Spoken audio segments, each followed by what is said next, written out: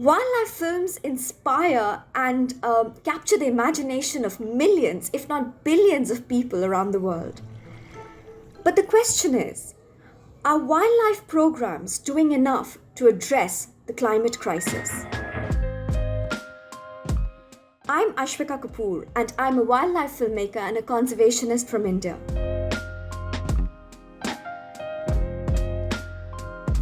Historically, natural history programs have avoided difficult issues like climate change and biodiversity collapse and conservation because these are subjects that have been considered too doom and gloom for audiences.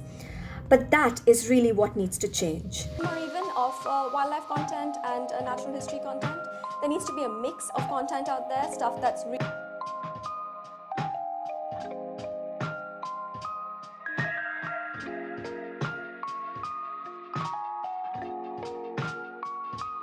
We all love watching wildlife and nature documentaries. No matter where you're from or how old or young you are, wildlife films speak to us all.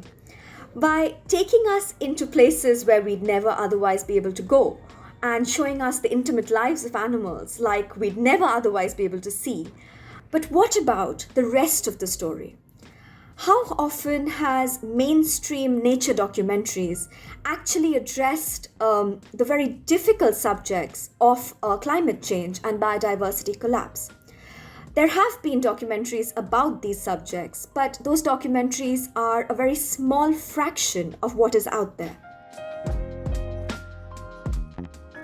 So while working for Round Glass Sustain in the Sundarbans, I witnessed firsthand how enormously threatened and under danger this very, very important ecosystem was. The Sundarbans is facing one of the worst climate crises in the world, and yet it is a part of the narrative which is very often eliminated from mainstream television.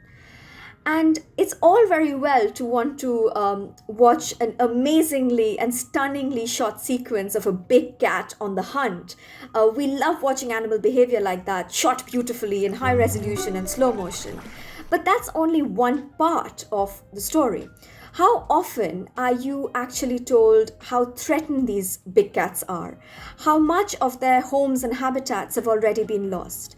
How often are we told that many big cats are on their way to extinction in as little as 2 or 3 decades if the current trends carry on the way they are? Those are the parts of the narrative that are missing.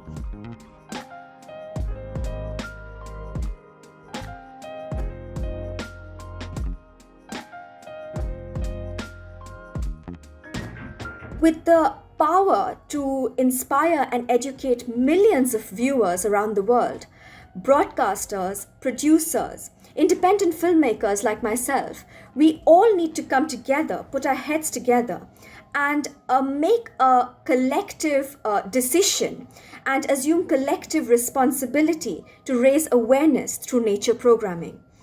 And it can no longer be only about entertainment. We have to do what is right. We have to start telling the full story and raise awareness and educate our audiences.